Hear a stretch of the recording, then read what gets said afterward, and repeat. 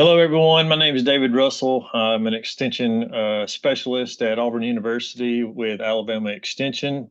And today I'll be covering the common southern weeds we see in ag crops across the Southeast. So I'm in Alabama covering statewide responsibilities in various crops. And so much of what you'll see today will be applicable to those ag fields in the southern states. So a brief overview of the weeds that I'm going to discuss. There's about 6 or 7 broadleaf weeds and 6 or 7 grass weeds that I'd like to touch on. And I'd like to point out that these are also common weeds that are found on the Weed Science Society's website, as we recognize the common and troublesome weeds in various crops. Those are pigweeds, tea weeds or prickly cider, copperleafs, several of the morning glory species, sickle pod, coffee senna, mare's tail, and then the grass weeds include barnyard grass, jungle rice, crabgrass, foxtail, Texas panicum, Italian ryegrass, and goosegrass. All right, so let's get started. On a weed that many of us are familiar with, Palmer amaranth. It's probably the most recognized one of the amaranth species. Tends to be the most problematic because most of these amaranth species are prolific seed producers. Seeds generally germinate when soil surface temperatures reach 64 degrees. So for Alabama, the central part of the state, we are reaching those temperatures and seeing these type pigweeds germinate and emerge generally about mid to late April, if not early May, depending on the crop cover and the soil conditions and environmental conditions. So many of these amaranth weeds, like other weeds, are generally identified at a small scale. So as scouts or crop consultants, we're generally seeing these weeds at a very small stage because as a weed manager, that's when we can generally control these weeds the best. So as these cotyledons and these seedlings are emerging for Palmer amaranth, you'll see that petiole there. When I say petiole, I'm just talking about this region between the base of the leaf and where it attaches to the stem. On Palmer amaranth, that is often longer than the leaf length itself. There's generally no hairs on the stems and the leaves. There's often a red color on the underside of the leaves and sometimes the stem. As the plant matures, you'll see that the leaves are often diamond shaped, just like this leaf right here, often diamond shape on those more mature leaves. It only has a terminal inflorescence. When I say inflorescence, I'm just meaning the flowering structures and seed heads. Just like this top right picture on the right, that's coming out of the very top terminal of the plant and produces those long spikelets. The seed heads are pretty prickly just because of the stiff bracts in and amongst those seed structures. Here is another picture of Palmer amaranth and how it compares to water hemp. So as I mentioned, the petiole length on Palmer amaranth is generally as long, if not slightly longer than the leaf itself, whereas common water hemp, which we'll see in a second, it's about half the size of the leaf length. There's that diamond-shaped leaf shape that we mentioned, and then here are those terminal long seed head structures for Palmer amaranth. So in comparison, we've got tall water hemp. As we compare it to Palmer amaranth, it is also very glabrous. When we say glabrous, we just mean no hairs. On the leaf surface and along the stems, we generally find no hairs with tall water hemp. I think one of the main identifying characteristics for tall water hemp is that it is a more slender and upright leaf and plant structure compared to some of our other amaranth species like red root, spiny, smooth, and even palmer. You'll see that it has a lanceolate or that long, narrow leaf shape, just like seen here in these small seedling leaves. Both palmer and water hemp are dioecious species, meaning that on mature plants, those male and female structures are on two separate plants. So you'll see female plants and male plants scattered throughout the field. We've already mentioned the petiole length, and here's just another picture of how that might look in the field. As plants are emerging, you'll see that long, slender leaf, as well as those inflorescence structures. And then this is how infestation may look in a soybean field, for example. Sticking with the Amaranthus species, we've got red root. In comparison to tall water hemp and pigweed, red root tends to have short hairs on the stem, as well as those on the mature leaf surface. So you'll see hairs on this one, whereas on the water hemp and the palmer, we do not have any hairs. It's generally more dense of an inflorescence, meaning this seed head structure right here is much more compact with those seed head structures. It also, just like the others, have thick spikes in that seed head. So if you grab hold of those seed heads, it will be very prickly because of those stiff bracts. Generally on red root, as well as smooth pigweed, it tends to be fewer branches and very compact, unlike the long spikes that we saw in palmer. They are often red leaves and red hairy stems. We can see here in another picture those stiff small hairs along the stem, as well as the dense short hairs on the upper stem, which is often colored red. So another one of our broadleaf weeds that we often see emerging in the spring among different ag crops is prickly cider, or often called tea weed. Again, as we are scouting our fields, we're identifying these weeds early, and we often see the first two cotyledons are slightly heart-shaped with a notch at the tip, but the first true leaf is going to be serrated. These are going to be erect and highly branched, and it has short spine-like projections at the base of each leaf, as seen right here, which is where it gets its name, prickly cider. True leaves are alternate in arrangement, and you'll see how that occurs in a crop field. Again, as cotton and soybean and other crops are emerging, you'll see it starting to emerge, and it's identified with those serrated leaves. Hot corn bean copperleaf is another one that's very similar. It also has serrated leaves, as you see right there. The first true leaf, which is this leaf right here, is already pointed with those fine serrations. It does have a long petiole, and again, that petiole is where it attaches to the stem and where it attaches to the leaf base. It has prominent veins, just like you see right here. It's very easily seen in those more mature leaves. And here's just another picture of how it occurs in ag fields. It is a very prolific seed producer, much like the amaranth species, and it's always identified by that serrated edge. Moving to the morning glory species, which we have many of, but I'm only going to talk about 3 or 4. The first being tall morning glory. There is a way at the cotyledon and seedling stage to identify these different species. All but one, I believe, are the Ipomoea genus, tall morning glory, Ipomoea purpurea. It has a square-shaped cotyledon. So these are the cotyledons right here, which is the first leaf that you actually see as that seedling emerges out of the ground. Although it's not perfectly square, this general shape right here of the cotyledon is more square than some of the other ones, and we'll show that here in just a minute.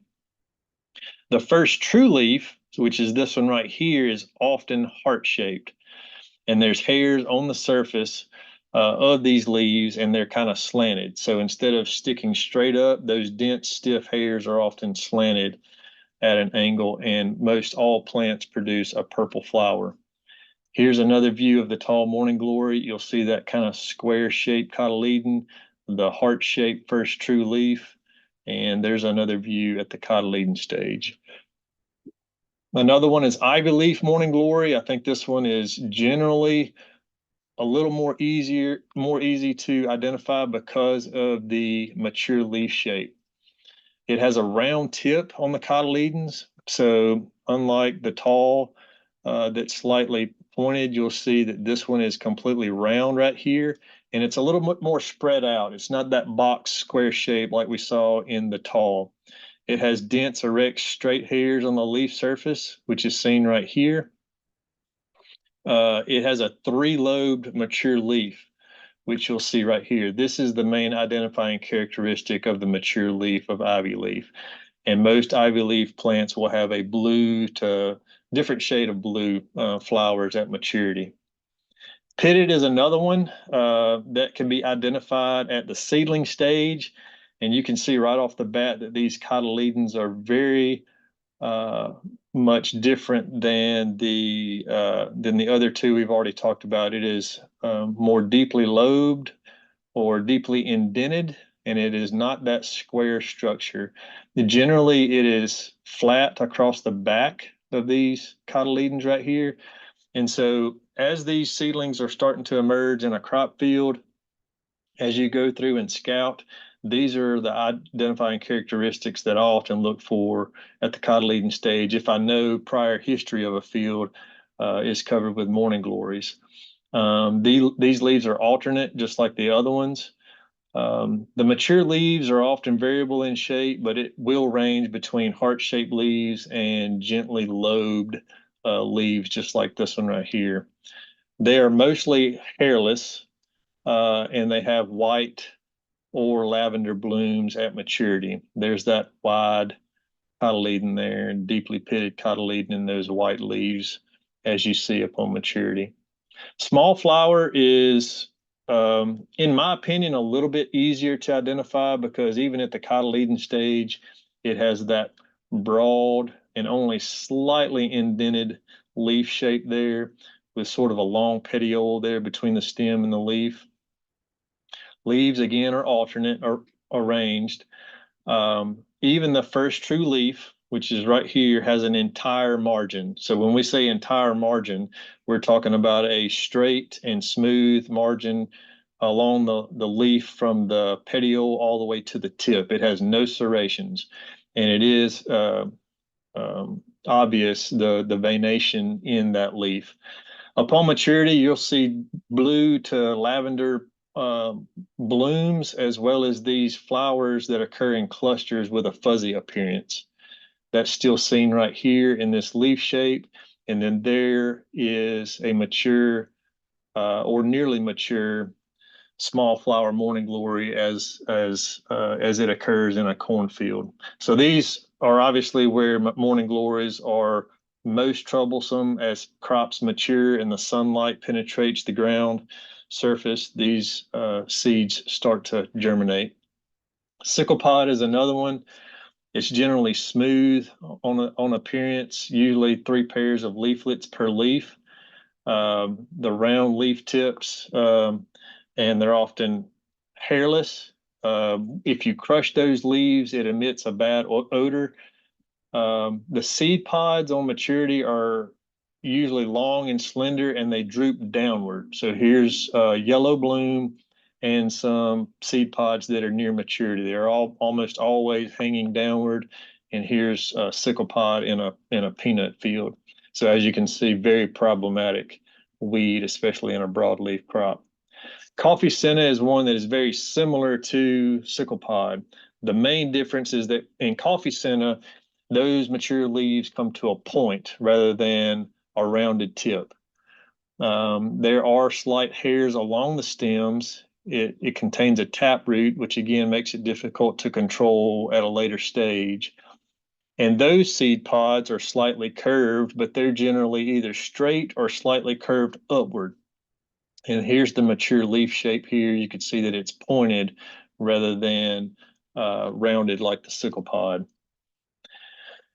Mare's tail is another one, generally thought to be an annual, but I think we are seeing it more and more in recent years proliferate through the growing season. It will often germinate in the fall, often thought of as a cool season weed in the South, but we are seeing it germinate even in the spring and persisting through the summer now. The young leaves are entire. and the subsequent leaves are toothed. So you can see here those first true leaves are slightly serrated, and you can see it even more here as you see that first tooth on the first true leaf. Leaves are alternately arranged and crowded on those stems. You can see as its erect form starts coming up from the ground, there's a lot of leaves along that stem. Really thick basal rosette there as it starts out after germination. And then there's a field obviously infested with mare's tail, often called horseweed. So let's switch to grasses for a second, starting with barnyard grass. Barnyard grass, unlike many of the other grass weeds we have, is entirely smooth, meaning no hair whatsoever. We often talk when we're discussing grasses about the collar region of a grass. And when you're trying to identify grass weeds, this is the region to look at because there are many plant parts in that region on grasses that are identifying characteristics. So it has a compressed sheath. So this is the sheath right here before the leaf comes off the stem. And that's generally compressed, unlike others that may be rolled or open. There is no ligule. So when I say ligule, I'm talking about this structure that generally sits right here on most grasses. There is none on barnyard grass or jungle rice. It is generally erect, and there can be awns just like this, and there may be plants without awns. Generally, barnyard grass we often see compared to jungle rice, it does have awns, but we do have plants like this that are awnless. Mature plants often have a purple base or reddish tint toward the base of that mature plant. Jungle rice is very similar, but I would say that in general, there's going to be a watermark on a lot of our jungle rice species. This is not always the case, but when you're trying to differentiate between barnyard grass and jungle rice, this is generally what I'll look for. And more times than not, we're going to see the seed heads without those awns present. Here are the seedling stages of jungle rice, and even at that small stage, you can see those watermarks present. Large crabgrass is another one that will germinate in the spring, and as it emerges, it already has those hairs visible even at the seedling stage. As that plant matures, you will see those hairs even more prominent. Here's a close-up view of how those hairs are present along the stem and the leaf. The sheaths are often compressed, as you see right there. And when we say decumbent growth habit, generally crabgrass, as it begins to grow, will lay flat on the ground, and then those leaf tips begin to turn up. And here's a seed head of a mature plant. Yellow foxtail would germinate very closely with the timing of crabgrass emergence. On the seedling leaf and sheaths of yellow foxtail, it is often without hairs, but as that plant matures, you'll see a lot of these hairs along the collar region. And there's that collar region we talk about again. These are actually called trichomes, these little hairs around the collar region. It does have a thin ligule in this area, and I don't know if you can see it in this picture, but there are the trichomes right there, and the sheaths are compressed, meaning instead of a rolled stem like maybe ryegrass, we're going to see a compressed stem that's almost flat as that leaf emerges from the stem. And then there's the mature seed head right there.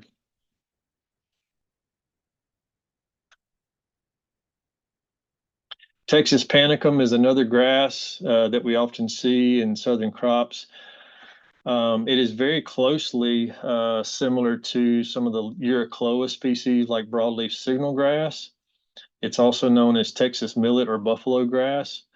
Its leaf surface, both on the seedling stage and mature plant, is often covered with soft hairs. The ligule is a short membrane with fringed hairs, and it has a round leaf sheath. So we talked about flat or compressed leaf sheath. This one specifically has a round leaf sheath, and you can see it better in this picture right here. So as that leaf emerges, you can already see that it's kind of surrounding that stem as the leaf comes off. And oftentimes you can identify this one because it is often a boat-shaped leaf and it's often covered with hairs. Italian ryegrass is a well-known grass species. This is a cool season germinating grass weed, so it germinates in the fall when soil temperatures are between 50 and 65 degrees Fahrenheit. So for us here in Alabama in the Mid-South, it's probably going to germinate sometime in October, early November, depending on where you fall in latitude in our southern states. There will be many flushes, at least 2 or 3 flushes of germinating seed throughout the fall and winter months.